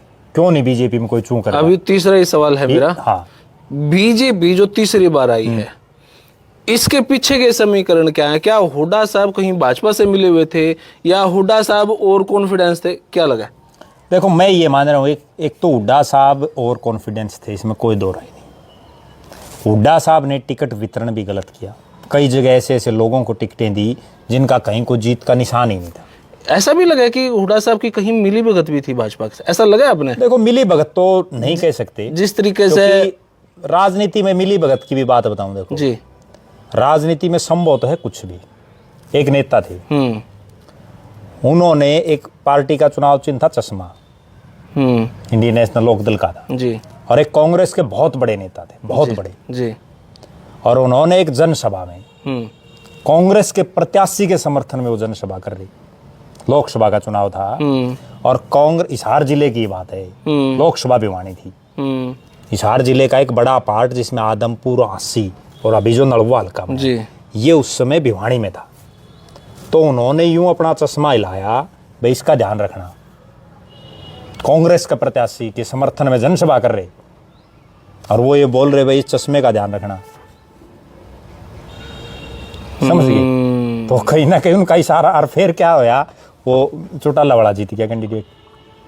ये स्थिति तो एक बार यहाँ भी हुई थी, नारनौंद में भी हुई थी। खट्टर साहब ने ऐसा किया नहीं, खट्टर साहब ने तो अभी की बात है, वो तो ऐसा नहीं किया। खट्टर साहब ने ये बोला बार बार कि भाई ये खजाना मंत्री है कैप्टन अभिमन्यु, और जो है मालिक ये है भाई, मैं तो सिर्फ यू रुपये तो यू काट के दे है। इसके हाथ में चाबी है कहीं ना, हाँ चाबी है। वो कहीं ना कहीं ये दर्शा रहा था कि भाई ये होली सोली है, ये चाबी की बार बार वो जिक्र कर रहा था। वो चाबी वाला जीत गया राम कुमार गौतम। वो रड़क कई बार निकालते हैं। उससे पहले भी एक वाक्य हुआ था नारनौंद में 2000 में, 2000 के चुनाव में भी चौधरी ओम प्रकाश चौटाला थे। उन्होंने इंडियन नेशनल लोकदल के जो प्रत्याशी थे उसकी बजाय वहां भी कोई और इशारा किया था उस समय, और फिर वहां एक निर्दलीय एमएलए बना था पंडित राम भगत शर्मा, मसूदपुर गांव से। वो निर्दलीय जीता था, तब उन्होंने भी कही थी एक बार। अच्छा, जो भाजपा, तो ये राजनीति में देखो चलता रहता, लेकिन हुड्डा साहब का इतना है कि कोई ऐसा बयान तो आया नहीं सार्वजनिक रूप से, कहीं उन्होंने ये कहा हो भाई कमल का ध्यान रखो या कुछ और रखो। लेकिन जो उनके विरोधी भी बात कहते हैं कि कहीं ना कहीं इनकी मिली भगत है, लेकिन उस मिली भगत में 2 बातें मैं मान के चल रहा हूँ जी, कि बालमुकुंद शर्मा तो उनके खिलाफ प्रेस कॉन्फ्रेंस भी नहीं। देखो यूं तो अब एक बात बताऊं, सुन लो। बालमुकुंद शर्मा तो चलो बहुत बड़े नेता भी उनमें भी नहीं है। यहाँ हिसार में बरवाड़ा में एक मीटिंग हुई, वहां वो लोग हुड्डा साहब को बिना नाम लिए उनके ऊपर हमला कर रहे, जो 8 तारीख से पहले मतलब टिकट जब बट रही थी उस समय हुड्डा साहब से टिकट मांग रही थी। जब उनको टिकट नहीं दी तो बोल पड़े। अब ये बालमुकुंद शर्मा है, मान लो अगर इनको टिकट मिल जाती या पार्टी टिकट दे देती, या इनको जैसे भाई उन्होंने कंट्रोवर्सी पैदा की भाई ये प्रवक्ता नहीं है, उन्होंने कहा मैं हूँ, इस तरह की जो बयानबाजी हुई, तो इस तरह के पचड़ों में शीर्ष नेतृत्व को पड़ना भी नहीं चाहिए। उदय भानजी और जो भूपेंद्र सिंह हुड्डा हैं उनको ठीक है वो ना है प्रवक्ता, लेकिन एक कांग्रेसी तो है। कांग्रेसी का मतलब ये है भाई जो उसका सदस्य है वो है भाई, ठीक बात। अगर उसने सदस्यता ले रखी तो है कांग्रेसी जी। आजकल तो बीजेपी तो और वो सिस्टम कर रखे, आपने कुछ नहीं करने की जरूरत है, एक फोन पे वो करो बन गए सदस्य। अभी एक नेत्री हैं, मैं आपको एक वाक्य बताऊं। कहाँ की? बीजेपी में अभी एक वाक्य बताऊं। कौन से हल्के की नेत्री ने बता दो बस। वो हिसार से हैं, हिसार जिले से, ठीक है। तो वो चुनाव में तो बीजेपी वाले के खिलाफ थी, ठीक है। और अभी उसने अपने वो जो मिस कॉल दबाते ना, वो दबा के बन गई मेंबर। बन जाओ भाई, कौन पूछे, कोई बन जाओ। थी वो कांग्रेस की? ठीक, कांग्रेस की नहीं, वो मतलब बीजेपी के खिलाफ थी। ओके, अन्य प्रत्याशी की मदद कर रही थी। बहुत है ऐसे लोग राजनीति में, क्योंकि अब राज आ रहा है, तो राज में आज ये हालात है, सुन लो। पहली बार हरियाणा के इतिहास में हो रहा जिस पे कोई नजर नहीं दौड़ा रहा। 3.5 महीने हुए नायब सैनी को सीएम बने जी, और 3.5 महीने में कांग्रेस पार्टी की 2 विधायक कांग्रेस पार्टी की सिटिंग एमएलए, और उनकी बीजेपी की जो जनसभा है उसकी जनसभा में स्टेज पे बैठे हैं उनके पास। सिरसा से गोकुल सेतिया बैठे हैं, जब वो सिरसा में उन्होंने रैली की। मुख्यमंत्री की बड़ाई करने लग रहे हैं। हाँ, वो भी उस पर भी आएंगे। अभी नारायणगढ़ में थी, वहां शैली चौधरी बैठी हैं, जिनके पति रामकिशन गुर्जर प्रदेश कांग्रेस के कार्यकारी अध्यक्ष हैं, और वो वहां उनके कसीदे पढ़ रही हैं। शैली चौधरी भी कसीदे पढ़ रही हैं, गोकुल सेतिया ही पढ़ रहा है। तो बताओ कांग्रेस है कहाँ? कांग्रेस का शीर्ष नेतृत्व को चूं चां कुछ नहीं कर रहा है। अच्छा, जो भाजपा के बड़े नेता रहे हैं, कैप्टन साहब हैं, भव्य बिश्नोई हैं, धनखड़ साहब हैं जी, क्या इनके प्रति भी भाजपा की कोई साजिश हो? कभी ये जीतने नहीं चाहिए, क्योंकि चर्चाएं चलेंगी भी। देखो राजनीति में सब संभव है, और राजनीति में अक्सर ये हुआ, हर राजनीति में नहीं, कोई भी हो, कोई भी काम, जो भी आदमी ये दिखता है भाई इससे हमें कभी ना कभी खतरा हो सकता है, तो उसको साइडलाइन लगाने का प्रयास हर आदमी करता है, किसी भी फील्ड में, कोई भी फील्ड हो। और राजनीति की जहाँ तक है, राजनीति में और ज़्यादा हो जाती है। क्यों? उसका कारण भी ये है, ओम प्रकाश धनखड़ ने अपने बादली में, जहाँ से वो विधायक रहे, वहाँ उन्होंने एक बयान दिया जब वो प्रदेश के अध्यक्ष थे कि भाई मैं या 2 नंबर वाली कुर्सी पे बैठा हूँ, एक नंबर वाली चाहिए। वागल दिन ना तो 1 नंबर वाली मिली, व 2 नंबर वाली, और 2 खुश वाली ज्यादा रही ना जी। कैप्टन अभिमन्यु ने भी इसी तरह से।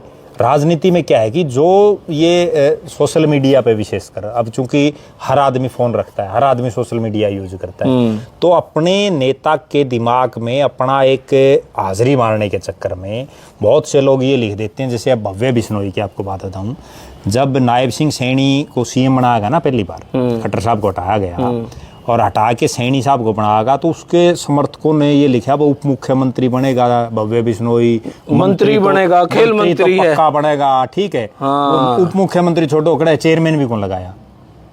ये बीजेपी वाले ऐसे हैं, ये जो कोई आदमी है नहीं, जो कहते हैं वो तो करते नहीं, और जो करते हैं वो कहते नहीं। अब इन्होंने कईयों इलाज कर दिया, और उस इलाज में भी एक चीज और है। देखो मैं ये भी कहने में कोई संकोच नहीं है, अब कैप्टन अभिमन्यु क्यों आ रहे? वो हल्के लोगों टाइम तो नहीं दे रहे। ओम प्रकाश धनखड़ क्यों आ रहे? बड़े नेता बनने के बाद ये हल्के में नहीं रहते। अब भव्य बिश्नोई है, बड़ा मतलब एक ताज्जुब होता है इस चीज का कि हल्के का एमएलए जब वो एमएलए बनया, और उसका टूर प्रोग्राम यूं जारी होता है भाई महीने में 1 आध दिन, भाई इस तारीख को जो है भव्य बिश्नोई आएंगे, अपनी कोठी पर मिलेंगे। अरे एमएलए को तो हमेशा हल्के में रहना चाहिए।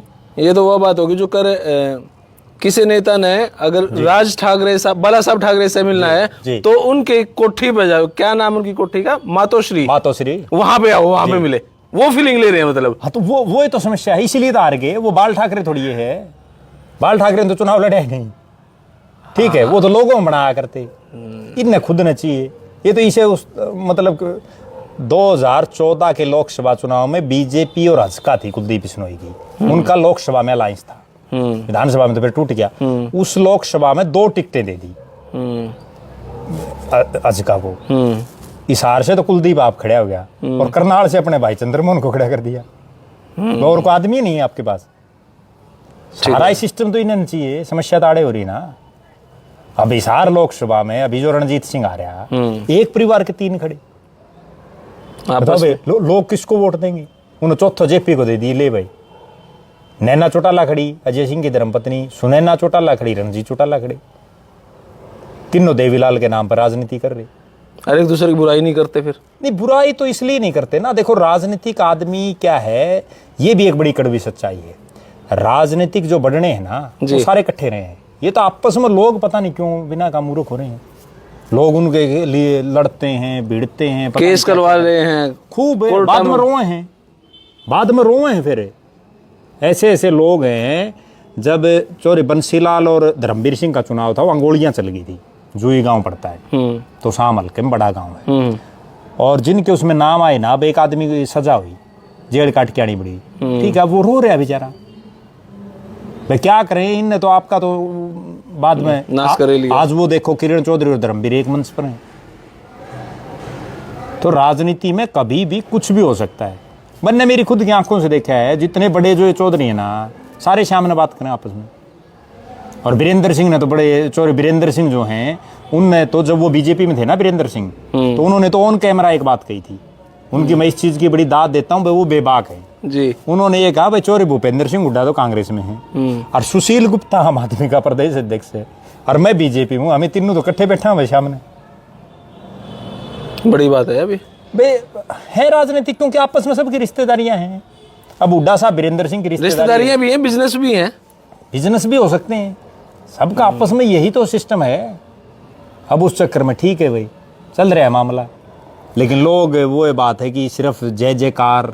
अच्छा, लोगों को भी एक चीज़ दिमाग में नहीं आ रही, जो जनता है प्रदेश की, उसके भी एक चीज़ नहीं समझ में आ रही कि जब चुनाव होता ना 1 महीने का जी, उसमें तो वो जमानू मरण मारने के लिए तैयार हो जाते हैं। और क्या पता उनको वो जानते ना हो जिनके लिए वो मरने मारने के लिए तैयार हैं। इस चुनाव की मैं आपको एक वाक्य बताऊं। मैं एक किसी गांव में चला गया, तो मैं वहां बोला, माँ भाई किसकी हवा है, क्या मामला है? तो बोला जी, बोला फलाना आदमी जीता, उसने किसी का नाम लिया। माँ भाई वो कौन है? बोला जी मेरा जीजा है। वो अगला आदमी बोला मैंने, माँ तेरा जीजा है? मैं उस नागलन जानू था, मन नहीं बेरा था इसका कोई जीजा जाजा को नहीं, कड़े बेरा क्या उसका ही बेरा था मैंने से। माँ भाई चल तू बताइए इसका गांव कौन सा है? उसने को और नाम ले दिया गांव का। तो कम रहा बेरा ही कौन था अगले ने, वो धक्कर जीजा बना रहा था। बताओ लोगों ही मतलब ये मानसिकता। अब उस आदमी ने मैं मेरा नंबर भी दिया गया। अब उस आदमी का एक दिन फोन आया, रमा के ज्ञान है? उसका जीजा हार गया चुनाव, ठीक है। बोला जी, बोला कुछ नहीं ज्ञान, तुम आई भी तू बदला आगे। अभी उसका कोई परिवार में एक प्रोग्राम था जिसने जीजा बना रहा था। माँ भाई तेरे ती बलाया कौन? बला बोला ना जी, बोला मेरा दिन होंदा कौन दिया। बताओ ये हाल। और उसके लिए वो मरने मारने के लिए तैयार। मतलब लोगों की मानसिकता ये होगी कि उनको मतलब ही नहीं किसी चीज से। अब उस 1 महीने में तो यूं समझ लेते हैं हम ही यहाँ सब कुछ। अब हरियाणा की राजनीति में भाजपा आगे का रोड मैप क्या तैयार कर रही है? क्योंकि वो तो इलेक्शन जीतने के अगले दिन से फिर शुरू कर देते हैं कार्रवाई। देखो बीजेपी की एक सबसे खास बात ये है जी, पूरे प्रदेश में बीजेपी ने ऐसा अपना संगठन तैयार कर दिया, हर गांव में कोई न कोई बीजेपी का झंडा ठाने वाला है आज के दिन। नहीं तो आज से 10 साल पहले ये हालात थी कि बीजेपी को तो ब्राह्मण बनिया पंजाबी की पार्टी बताया जाता था, बीजेपी को शहरी पार्टी बताया जाता था। गाँव में तो कोई सिस्टम ही नहीं था। और अगली बात, गाँव में तो ये हालात थी बीजेपी की, जब चौटाला के साथ इनका अलायंस था ना, या बंसीलाल के साथ था, या देवीलाल के साथ था, तो इनको ग्रामीण सीटें तो दिया ही नहीं करते, शहरी सीटें दिया करते। और एक बार बड़ी ताज्जुब की बात बताऊं, जब 2000 के चुनाव की बात है ये, 2000 या 2005 के चुनाव की बात है, 2005 की है या 2000 की, तो उसमें भवानी खेड़ा हल्के में बीजेपी के कोटे में टिकट चली गई। चौरी देवी ओम प्रकाश चौटाला की और बीजेपी का अलायंस था। और बीजेपी ने पता किसको उतारा? लोकल कैंडिडेट कोई नहीं बीजेपी, संतोष सारवान जो मुलाना से एमएलए थी अभी पीछे, उस संतोष सारवान को टिकट दे दी आप भवानी खेड़ा से। बीजेपी के तो ये हालात थी, उनके पास कोई झंडा ठाड़िया नहीं था, क्योंकि भवानी खेड़ा ग्रामीण सीट थी। वो संतोष सारवान का जब तक यूं समझ में आया भाई भवानी खेड़ा में गांव कड़े कड़े हैं, इतने इलेक्शन हो लिया, चुनाव हो लिया। तो अब जो जब भी चुनाव हो, देखो बीजेपी की जो आपने प्रश्न पूछा ना जी, बीजेपी 24 घंटे 365 दिन राजनीति कर रही है। और बीजेपी ने इतना कैडर अपना मजबूत कर लिया कि अगर कोई भाज भी गया ना, कोई एक आधा नेता भाग गया तो भी कोई फर्क नहीं पड़ता। खट्टर साहब ने एक बात कही थी सोनीपत में, आपकी लोकसभा में, कि हरियाणा प्रदेश में एक एमपी आया हमारे, एक नेता आया हमारे साथ 10 साल पहले, और 10 साल पहले आया तो वो कांग्रेस का बड़ा नेता था। उसको हमने 2 बार टिकट दी और वो 2 बार का सांसद। और अब वो नेता एक दिन मेरे पास आया कि बोले मैं अगर आज पार्टी छोड़ना चाहूँ ना, मैंने जब ज्वाइन करी तो मेरे साथ थे 20,000 लोग बीजेपी ज्वाइन करने के लिए, और आज अगर मैं पार्टी तारी छोड़ दूं तो मेरे पे 200 भी गुनी। यो बड़ा जादू है, कोड डैमेज हो जावा है। वो डैमेज इसलिए करते हैं ना, एक तो देखो उनकी 1-2 चीजें हैं। कांग्रेस में किस चीज का नारा लगता है? कांग्रेस में लोग नारा लाते हैं सोनिया गांधी जिंदाबाद, राहुल गांधी जिंदाबाद, प्रियंका जिंदाबाद, हुड्डा जिंदाबाद, दीपेंद्र जिंदाबाद, ये चीजें ना जी। जबकि ये लगाते हैं भारत माता की जय। शुरू में भारत माता तक करें। हाँ। अच्छा, असली बात ये जो बाकी आए हैं ना, नेता की जयकारा लगा दे, रोक देंगे ना भाई मेरी नहीं बात। एक चीज और बताऊं जी, अभी जो नए लोग जो बीजेपी में आए हैं ना, अलग अलग पार्टी, भले वो किसी भी पद पर चले गए, उनको ये नारे भी नहीं लगाने अरे अब तक भी ढंग से। और जब तक ये भारत माता की जय वाले ये नारे ढंग से नहीं लगाती, इतने उसमें पक्का भाजपा भी नहीं मानते। तो बीजेपी का फायदा क्या है बीजेपी को, कि आज उसने इतना मजबूत सिस्टम कर लिया। एक तो आर्थिक रूप से मजबूत होगी। आप बीजेपी के ऑफिस देखो, आप जिंद में बना हुआ है, लग्जरियस है, ठीक है, मतलब जैसे 5 स्टार होटल है, ठीक है। एक तरफ कांग्रेस देखो, कांग्रेस की तो ये हालात है, ताले लग रहे हैं। ताले भी छोड़ दो। एक बड़ी विचित्र बात बताऊं जी, जिसका बहुत कम लोगों को पता होगा, कांग्रेस ने हरियाणा में सबसे ज्यादा राज करे आज तक, करे ना। अभी 10 साल पहले भी कांग्रेस की राज थी। हम्म। हरियाणा के कई जिले तो ऐसे हैं, कई जिले जिनमें कांग्रेस का ऑफिस ही नहीं है खुद का। बताओ आप, वो कहाँ बीजेपी का मुकाबला करेगी? Micro management. बीजेपी ने एक एक चीज पर जो है डीपली अध्ययन किया है। आज बीजेपी में कोई भाग जाओ, कुलदीप बिश्नोई क्यों नहीं भाग रहा? कुलदीप बिश्नोई को कुछ नहीं दिया ना, कुछ नहीं हुआ, बिक गया तो भी कुछ नहीं है। अच्छा, बीजेपी की एक खास बात और है। बीजेपी वालों, मैं अक्सर कहता भी हूँ बीजेपी ने, बे तारी जो है राजा है ना, ये कांग्रेस और इनेलो के लोगों की देन है। नहीं तारा तो कुछ होता ही नहीं था। ठीक बात है। 70% तो कांग्रेस वाले आ रहे हैं धर्म, ठीक बात है। 20% चौटाला वाले आ रहे हैं जी, 10% नहीं तो ठीक है।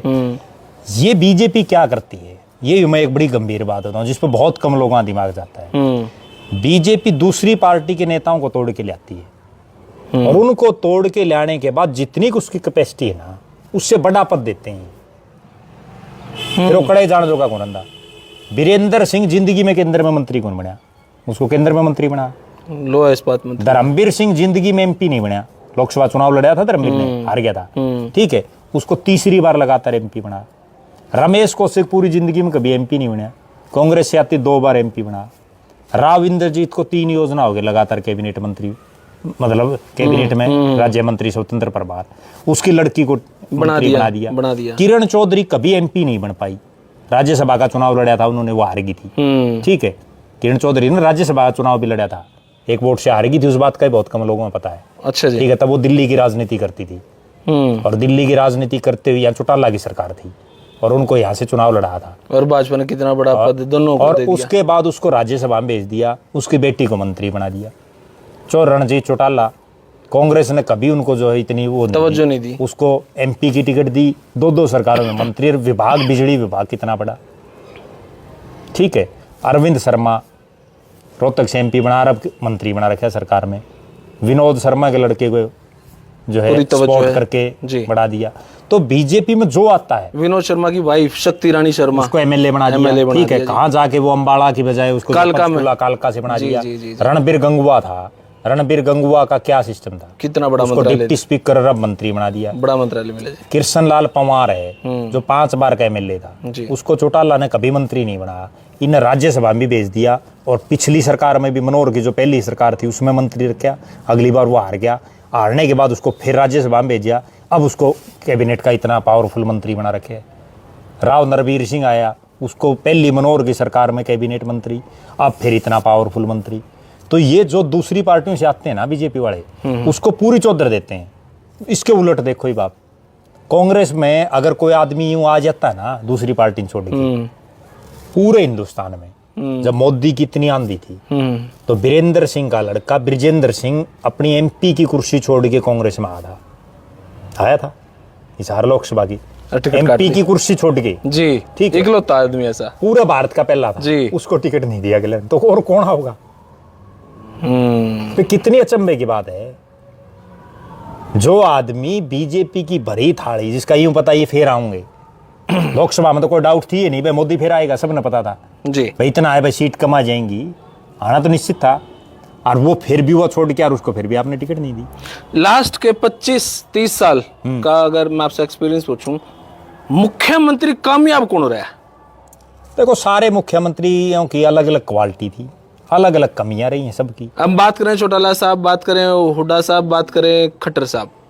देखो हम बलक ने अगर बात करें भजनलाल से शुरू करके, क्योंकि भजनलाल बंसीलाल, भजनलाल बंसीलाल, देवीलाल भी कह सकते हैं, देवीलाल जी, ये सारे जितने सीएम है ना आज तक के जी, ये सारे सीएम 1987 से लेके जी, सिर्फ आप राव वीरेंद्र को छोड़ दो जी, भगवत दयाल शर्मा को छोड़ दो जी, उसकी इन 2 को छोड़ दो जी, इन 2 के अलावा आज तक जितने मुख्यमंत्री बने ना हरियाणा में, वो 87 से आज तक सारे बन गए। 87 में चौरी देवीलाल बने, उसके बाद ओम प्रकाश चौटाला बने, बनारसी दास गुप्ता बने जी, मास्टर हुकम सिंह बने जी, चौरी भजनलाल बने, चौरी बंसीलाल बने, चौरी ओम प्रकाश चौटाला फिर बने, चौरी भूपेंद्र सिंह हुड्डा बने, मनोहर लाल खट्टर बन गए, नायब सिंह सैनी बन गए। हरियाणा के जितने मुख्यमंत्री बने ना जी, सिर्फ पहली 1.5 साल आप छोड़ दो, राव वीरेंद्र सिंह और भगवत दयाल जी को, और उनका जो है उनको छोड़, उनका कोई कार्यकाल में कोई खास था भी नहीं कुछ जी, ठीक है। उसके बाद ये सारे बन लिए। इसमें सबकी अलग अलग चीजें हैं, जैसे अब सबकी अलग अलग खासियत ये है। जैसे चौधरी भजनलाल से अगर हम शुरू करेंगे, ये तो बहुत ज्यादा लंबा इंटरव्यू, मोटा मोटी आपने यूं लगा भाई देखो सबसे तेज दिमाग सब कुछ कुल मिलाकर निष्कर्ष निकाल के अगर एक आदमी का नाम लेना हो तो मैं वैसे तीनों लाल को साइड में कर रहा था, बंसीलाल, देवीलाल, भजनलाल, इन तीनों लाल को एक साइड कर रहा था भाई, इनसे हम ना कंपेयर करें। अभी चौटाला साहब हैं, हुड्डा साहब हैं, खट्टर साहब हैं। देखो अकेला तो कुछ कह नहीं सकते, क्योंकि तीन चारों जो है ना, नायब सैनी को भी जिसमें इंक्लूड कर लें, चारों की अलग अलग खासियतें हैं, अलग अलग कमियां हैं। अब मैं चारों की ये तो आपको बता सकता हूँ भाई ये खासियत है, ये कमी है। अच्छा, एक का नाम इसलिए भी नहीं ले सकते, हरियाणा के लोग राजनीति के इतने मतलब चासड़ू हैं एक तरह से कि अगर किसी एक का नाम ले दिया ना तो वो फिर दूसरा नु कहेगा यार महाराज जो है ये तो फलाने का समर्थक है। आपने नलवा तो इलेक्शन लड़ना है। नहीं, इलेक्शन तो एक माइनर चीज है, वो तो बहुत माइनर है। मेरा जो उद्देश्य है ना मेरे जीवन का, वो ये है कि नेता कौन होता है। नेता वो होता है जो समाज को लीड करे। चुनाव जीतना हारना वो नेता नहीं है, चुनाव लड़ना ना लड़ना उसने भी कोई नहीं पूछता, केवल और केवल कि एक लीड करे। और लीड का मतलब ये नहीं भाई कल चुनाव लड़ना है। समाज को आज हम यहाँ जो बात बता रहे हैं इसमें से इतनी लंबी हमारी डिस्कशन में अगर एक आदमी के भी ये समझ में आ गया कि वास्तव में हमें उस आदमी को वोट देना चाहिए जिसकी हम हाथ पकड़ के ये कह सकते हैं भाई ये जायज काम है, ये करवा तू मेरा, क्यों नहीं करवा रहे, तो भी हम जो है कामयाब हैं। बात वो है दूरदृष्टि। एक आपकी मैंने लाइन सुनी थी जी, कहीं आपका इंटरव्यू चल रहा था जी, आप ये कहते राम कुमार गौतम जी ने किसी रैली में सुने, मैंने आपसे नहीं बहुत लोगों से सुनी, लेकिन उसकी वो डिटेल कहीं मिली नहीं ऐसी कि राम कुमार गौतम ने अपने भाषणों में अक्सर ये कहते थे कि भाई चाहे तो मेरा गोसा दे दियो और चाहे मेरी वोट दे दियो, लेकिन ऐसा उन्होंने कहीं कहा नहीं। देखो यूं है, मैं बताऊं आपको, आज सोशल मीडिया का जमाना है जी। आज तो कोई नेता कोई बयान देता है ना तो वो 1 मिनट में वीडियो बन के हर आदमी की जेब में फोन है और उसके बाद वायरल हो जाता है। जैसे नारनौंद में जस्सी पेटवाड़ की एक रैली में एक पुट्ठी के एक बुजुर्ग ने एक बात बोल दी और वो बात इतनी उसका वो है कि उसके बाद कांग्रेस का राज चला गया, खत्म ही होगी, वो होगी ना जी, उसे एक छोटी ही बात से। अरे एक आम आदमी था, उसका तो कोई लेना देना भी नहीं था, ठीक, वो फिर बहुत बड़ी बात बनी जी। जो ये बातें अकेले राम कुमार गौतम की नहीं है, बहुत नेता इस तरह से आज से 10, अब तो ये ठीक आधुनिकता का युग, अब तो आदमी एक शब्द भी बोलता है तो भी वो सोच के बोलता है जी। उससे पहले तो लोग खूब बोला करते। और राम कुमार गौतम ने जो ये बात आप कह रहे हो, ये नारनौंद में आपको बहुत लोग मिल जाएंगे। हो सकता है गौतम साहब इस बात को ये कहें कि भाई मैंने नहीं बोली। अब गौतम साहब तो एक बात और भी बोलते हैं, पिछले कई चुनाव में तो मैं सुन रहा हूँ कि भाई मेरा आखिरी चुनाव, इसके बाद नहीं लड़ूंगा, फिर ये तो सुना है मैंने, फिर लड़ लेते हैं जी। तो उन्होंने ये बातें कही हुई हैं, अब वो ना मानने। आपने सुनी है? नहीं, मैंने खुद ने सुनी है। मेरा नानका है बदावड़ गांव में। अच्छा, ठीक है। बदावड़ गांव उस समय जो है नारनौंद हल्के में था और अब वो बदावड़ गांव है उकलाना हल्के में, तो वहां भी उन्होंने कही है। और ये बातें वो नहीं, बहुत नेता इस तरह कह देते हैं जो बार बार चुनाव हार जाता ना कोई नेता, तो वो आखिरी में क्या कहता है, भाई या तो कोसे दे दियो या वोट दे दो यार। क्योंकि तब तक है ना गौतम साहब लगातार चुनाव आ रहे हैं। वो पहला चुनाव कब जीते जिंदगी का? 2005 में। 2005 से तो पहले जीते नहीं, उन्होंने सफेदों से भी लड़ा था, लोकसभा का भी लड़ा था, जिसका बहुत कम लोगों को पता होगा। नारनौंद से तो उन्होंने अनगिनत चुनाव लड़े, ठीक है, और थक हार के वो 2005 में उनकी लॉटरी लगी। और 2005 में जब लगी, वो सुन लो, वही बड़ा विचित्र वाक्य है, बीजेपी के 2 MLA जीते थे, उनमें एक राम कुमार गौतम और एक हसनगढ़ हल्का होता था जिसका पार्ट किलोई में है, जिसको हुड्डा गढ़ बोलते हैं ना लोग। उस हुड्डा के गढ़ में हसनगढ़ से बीजेपी का जीता था नरेश मलिक, और वो नरेश मलिक अब दिवंगत हो चुके हैं, मतलब वो नरेश मलिक जीता था। उसके बाद राम कुमार गौतम बीजेपी विधायक दल का नेता भी बना, ठीक है। गौतम साहब के तो बहुत किस्से हैं, लेकिन वो किस्से ये हैं कि ऑन कैमरा नहीं है, कोई चीजें पुराने हैं वो किस्से, पुराने उस टाइम पे कह दें। अच्छा, चलते चलते भी कुछ भी कैसे कहते, बिल्कुल ये जर्नली बातें हैं, वो नहीं, बहुत नेता कह रहे हैं, बहुत नेता कह देते हैं इस तरह की बातें।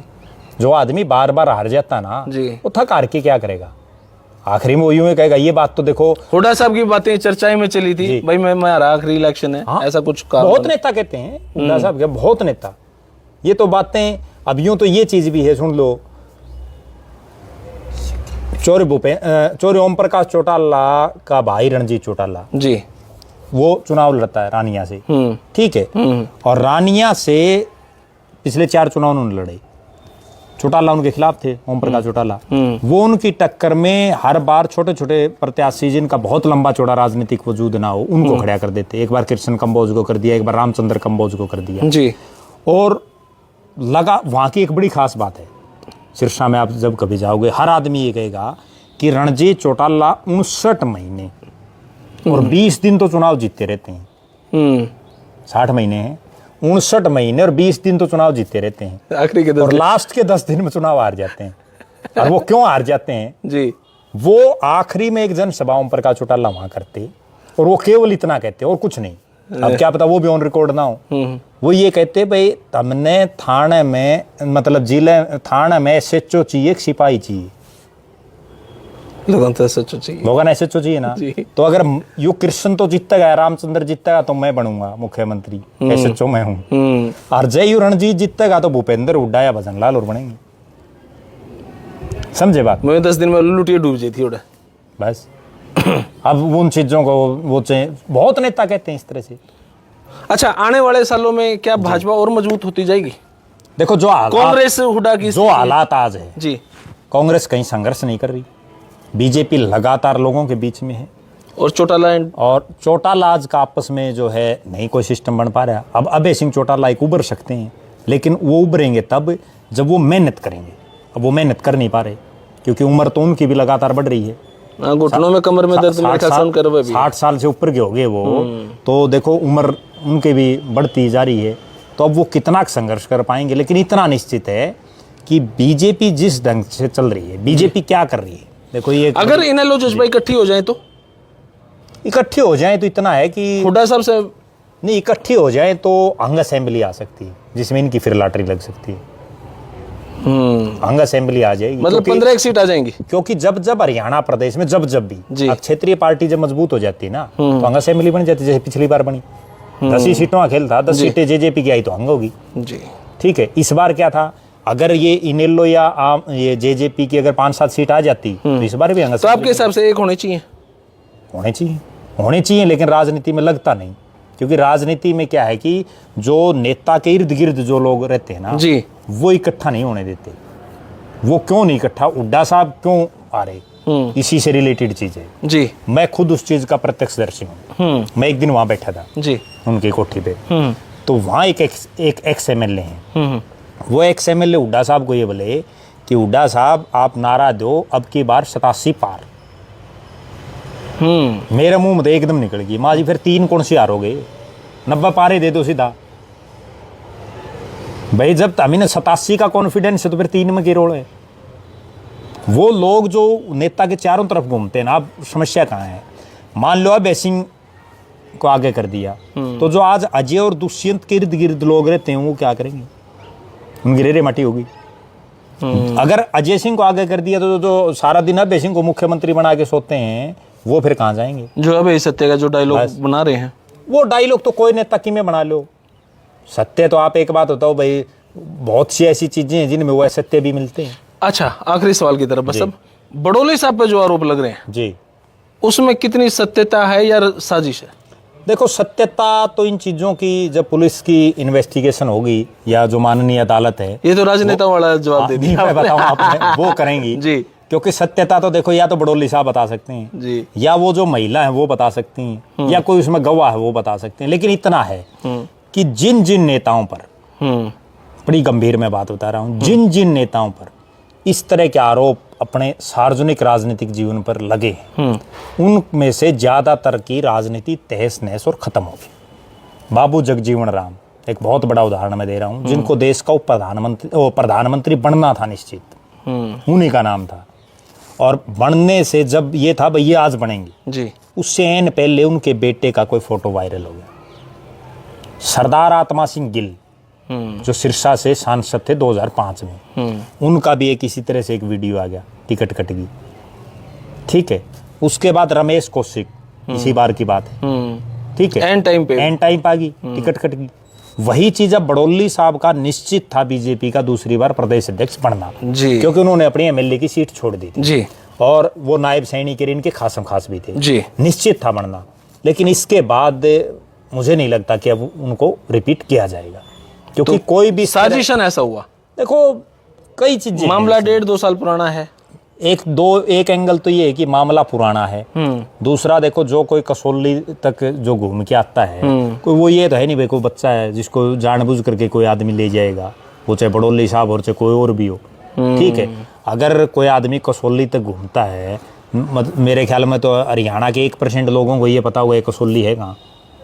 हाँ, मैं भी आज तक गया नहीं। हाँ, मतलब 1% लोगों को मुश्किल से पता होगा। तो जो वहाँ गए हैं ये तो है नहीं कि वो अनमेच्योर हैं। अब उसमें मामला ये है कि जिस ढंग से वो अमित बिंदल का भी नाम जुड़ा है उसमें, कहीं ना कहीं रॉकी मित्तल का भी है, तो ये मामला देखो राजनीतिक आदमी है तो कहीं ना कहीं राजनीति से ओतप्रोत तो कोई भी चीज हो। अच्छा, हम भी यहाँ चर्चा नहीं करते अगर वो बीजेपी के प्रदेश अध्यक्ष नहीं होते।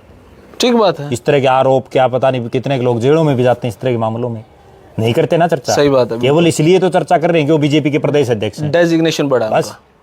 तो अगर वही मोहनलाल बड़ौली आज से 10 साल पहले कोई ऐसी बात होती, कोई चर्चा नहीं थी, तो कौन जानता था? पता ही नहीं था लोगों ने कौन है बड़ौली। लेकिन अब वो पद पे हैं। हाँ, इसमें एक चीज मैं जरूर कहूंगा कि एक तो उनको नैतिकता के आधार पर अपना इस्तीफा देना चाहिए, ठीक है। दूसरा, अगर उन पर आरोप गलत साबित होते हैं, भाई आरोप वो जो है कहीं किसी साजिशन है, तो जिसने करवाए उनको जो है सख्त से सख्त उन पर कार्रवाई होनी चाहिए, नहीं तो फिर कोई किसी को बदनाम कर देगा। ठीक है ना, उन पर गंभीर से गंभीर जो कार्रवाई होनी चाहिए। और अगर इनका कहीं कोई मामला है तो वो तो दूध का दूध। अच्छा, इसमें विवाद भी कहाँ फंस रहा है जी? असली जड़ क्या है कि अब हिमाचल प्रदेश, इसको राजनीतिक एंगल से क्यों देखा जा रहा है? हिमाचल प्रदेश में कांग्रेस की सरकार है, हरियाणा में बीजेपी की सरकार है। अगर हिमाचल में भी बीजेपी की सरकार होती तो एक अलग एंगल होता, हरियाणा में कांग्रेस की होती, वहाँ भी कांग्रेस की होती तो एक अलग एंगल होता। अब बहुत से बीजेपी के लोग, मेरी भी कईयों से बातचीत होती, वो ये कहते हैं भाई हिमाचल में कांग्रेस की सरकार है इसलिए करा दिया। ठीक है ना, एंगल कई हैं, लेकिन जब पुलिस इन्वेस्टिगेशन करेगी, लेकिन इतना है कि इसमें मैं एक तो ये समझ रहा हूँ कि बड़ौली साहब को मीडिया ट्रायल नहीं करवाना चाहिए। वो खुद करवा रहे हैं या लोग जानबूझ के कर रहे हैं। जैसे अब उनके समर्थन में जगह जगह ब्राह्मण समाज प्रेस कॉन्फ्रेंस कर रहा है, जगह जगह जो बीजेपी के उनके खासम खास सोशल मीडिया पर कर रहे हैं। मतलब क्यों आप मामले को उछाल रहे हो? मामले तो खुद बड़ौली साहब भी उछलवा रहे हैं, क्यों उछलवा रहे हैं? जो मतलब वो तो देखो ना, तो जो प्रेस कॉन्फ्रेंस कर रहे हैं उनने कोई फैसला करना, ना जो भाजपा उनके समर्थन में लिख रहे हैं उनने कोई फैसला करना। वो तो पुलिस की इन्वेस्टिगेशन होनी है और उसके बाद अगर पुलिस क्या करती है फिर कोर्ट में जाना मामला। मीडिया ट्रायल से बचना चाहिए। अच्छा, ईवीएम में भी कोई सेटिंग होती है क्या? कांग्रेस वाले क्या करना अक्सर जी? देखो, मैं तो मानता नहीं, मतलब वैसे ही है। हाँ, देखो मैं ये इसलिए नहीं मानता। ईवीएम को कौन ले देश में? जब ईवीएम से चुनाव हुए 2014 में कांग्रेस का राज था, जब मोदी जी आए तो ईवीएम से हुए थे चुनाव। सब ने, पूरे देश ने ईवीएम से वोट डाले थे। तब कांग्रेस ने क्यों नहीं सेट की? मोदी क्यों आया? उस समय तो बीजेपी का राज था ही नहीं। अगर ये सेटिंग ही हो रही है तो उस समय कांग्रेस वाले ने क्यों नहीं करी? दूसरी बात, मान लो आज मोदी इसमें सेटिंग कर रहे हैं, जो कांग्रेसी बोल रहे हैं बहुत से, तो कांग्रेस वाले चुनाव क्यों लड़ रहे हैं? उनको तो ये कहनी चाहिए, पूरे देश में एक मूवमेंट खड़ी करनी चाहिए। मूवमेंट तो 1 मिनट में खड़ी हो जाती है। अन्ना हजारे का आंदोलन देखो आप, हार्दिक पटेल एक युवा 25-30 साल का जिसको कोई नहीं जानता, और उसने आप देखो गुजरात में कितनी बड़ी मूवमेंट खड़ी कर दी थी। जो पटेल आंदोलन हुआ, कितनी बड़ी मूवमेंट खड़ी हो गई थी। तो ये कांग्रेस वालों ने एक मूवमेंट ये खड़ी करनी चाहिए, भाई ये ईवीएम जब तक रहेगी देश में हम चुनाव ही नहीं लड़ेंगे। बनता रहो मोदी। ओके, जब कोई फार्म नहीं भरेगा तो इसमें ये तो हार जो है उसको एक्सेप्ट करना चाहिए। हार गए तो हार गए, लोगों ने वोट नहीं दिए, बात खत्म। जब दीपेंद्र हुड्डा जीते तो वो ईवीएम ठीक थी, या कुमारी शैलजा जीती तो ईवीएम ठीक थी। ये चीज। अब ये जो 37 जीत रहे इनके, उन 37 में ईवीएम ठीक थी। आपको एक और बड़ी गजब इसी ईवीएम पर बात याद है जी। जहां जहां कांग्रेस आ रही है वहां के तो प्रत्याशी ये कह रहे हैं कि हमारे साथ गड़बड़ हुई है, कह रहे हैं ना, कह रहे हैं बहुत से। और वो ये भी कह रहे हैं कि भाई ईवीएम में 99% बैटरी थी, फलाना थी, दिखड़ा थी। जितने जीतते हैं 37, उनमें तो किसी का ये बयान आया है कि भाई मैं तो 50,000 तक जीतना था, मैं जीतता हूँ 20,000 तक, मेरे भी आड़े ईवीएम में 99% थी बैटरी। यह बात सही कहा, किसी ने कही है? किसी ने नहीं कही है। तो फिर वो बात है कि हमारा जो है ये कोई सिस्टम थोड़ी है। अच्छा, जगदीप शर्मा के बारे में क्या कहना चाहोगे सर? अच्छी बुरी जो भी आपके दिमाग में। देखो अच्छी बुरी तो क्या है, मैं तो ये कहता हूँ भाई ये एक जीवन है, मेरी तो एक ही सोच है। मैंने चैनल जब शुरू किया था जींद बाई इलेक्शन में, मुझे ध्यान है उस जींद बाई इलेक्शन में मैं भी वहाँ एक बहुत बड़े रोल में था, ठीक है। और तब उससे पहले हरियाणा में यूट्यूबर का कोई बहुत बड़ा सिस्टम नहीं था जी, ठीक है। मैं तो ये कहना चाहता हूँ कि आदमी अगर जिंदा है जी, तो जिंदा दिखना जरूरी है। अगर आज हम कुछ हैं, हमारे अंदर कोई कैलिबर है, कोई कैपेसिटी है, तो फिर करना चाहिए, क्या दिक्कत है। आज एक चीज आप ये बताओ, 2019 से पहले जी, जगदीप शर्मा को कितने लोग जानते थे? कोई नहीं जाना था। और आज जगदीप शर्मा को कितने जानते हैं? ठीक जाना है, बहुत कुछ हासिल किया ना जी। और वो हाँ इतना जरूर है, मेरा ये मानना है कि कोई भी फील्ड हो, अपनी जिस भी फील्ड में हम हैं उसके साथ न्याय करो, ठीक है। और जितनी अपन जानकारी है केवल उतना बताओ, उससे फालतू मतलब बातें करो है ना, उड़ता तीर कभी लेना ही नहीं चाहिए जिंदगी में। फिर मैं तो कभी नहीं लिया, अगला क्या अपने ऐसा नहीं लिया तो सुन लो, मुझे ये कहने में कोई संकोच नहीं है। आप जिस टाइम पे आपने शुरू किया जी, उस टाइम पे आपके समय में कुछ एक लोगों ने और भी शुरू किया, ठीक है। आज आप उनका सिस्टम देखो और आज आप अपना खुद का देखो, उसी से आप अपना आकलन लगा सकते हैं और जितने दर्शक हैं वो भी लगा सकते हैं। मैंने आपकी एक खास बात ये लगी, एक दिन बहुत दिन पहले मैंने एक इंटरव्यू सुना था आपका, बहुत दिन पहले, तो उसमें आपने ये बात कही थी, किसी नेता का आप इंटरव्यू कर रहे थे, ये तो मुझे नहीं ध्यान किसका कर रहे थे, भाई मैंने राजनीति का कोई ज्यादा पता नहीं है, ठीक है। भाई मैं अगर कोई सवाल गलत भी पूछ लूँ तो कोई बात नहीं, मैं जो है ज्यादा ही मेरे को नॉलेज नहीं है जी, पता नहीं आप किसका कर रहे थे, वो मैंने देखा था। तो आदमी को जितना ज्ञान हो आपको उतना करना चाहिए। अब कई आदमी क्या है कि उनको पता कुछ होता नहीं और पता नहीं क्या बोल देते हैं। अब बहुत से ऐसे यूट्यूबर हैं, बहुत से जी, इलाहाबाद में बाई इलेक्शन हुआ जी, ज्यादातर ये बोलते थे कि इलाहाबाद के पूर्व विधायक भरत सिंह बेनीवाल, कौन से पूछे वो कौन सी साल में बना था इलाहाबाद से, ज्यादातर ये बोलते हैं, बहुत ज्यादा आज भी बोलते हैं अब भी, कि बारडा के पूर्व विधायक रणबीर सिंह महिंद्रा जो बंसीलाल के बेटे हैं, जबकि वो बारडा से कभी एमएलए बने नहीं, उन्हें 3 चुनाव लड़े, बारडा से 3 हारे, 3 आ रहे हैं। उन लोगों को ये पता ही नहीं भाई मुंडाल से बना था, उसका मुंडाल का नाम में क्या कौन बेरा हुआ। तो इसमें तो ये फील्ड ऐसी है, निरंतर सीखते रहना पड़ता मैं भी ये नहीं कहता कि भाई मन ने सब कुछ पता है जी, लेकिन आदमी को निरंतर सीखते रहना चाहिए। और जितना पता है जी, जो सही मतलब 99% जो बात सही ध्यान हो जी, वो बोल दे, जिसका नहीं पता हो टाल कर दे। इसमें तो लगे रहो किसी ना किसी दिन, और किसी ना किसी दिन की आज भी आपका तो बड़ा नाम हो रहा है। अरे सर, जो हरियाणा के नहीं देखो इसमें कोई बड़ाई की बात नहीं है, जो हरियाणा के गिने चुने लोग हैं जी, उनमें एक नाम तो आपका है, इसमें कोई नो डाउट। लेकिन उसके लिए ये है कि पहले तो आदमी को नाम बनाना पड़ता है, और जब नाम बन जाता है तो वो ये देखना पड़ता है ये नाम खराब ना हो जाए, ठीक है ना। नाम खराब 1 मिनट में हो जाता है। चंद्रमोहन चौधरी भजनलाल का बेटा था, ठीक है, और प्रदेश का उप मुख्यमंत्री था, और एक ऐसा मामला हुआ उसके बाद राजनीति खत्म। उसके बाद अब उभरे हैं, अब भी ठीक है कांग्रेस की हवा में जीत गए। तो इसमें मतलब मेरा ऐसा कहना है कि आदमी ने ये करना चाहिए कि काम ऐसा करो, मैं एक बात कहता हूँ सबको कि काम ऐसा करो कि नाम हो जाए, और नाम ऐसा हो कि सुनते ही काम हो जाए। क्या बात है, ठीक है ना, एक वीडियो बनना है भाई ठीक है, चलो जी, तो ये बहुत बहुत शुक्रिया भाई साहब, बहुत धन्यवाद जी जी।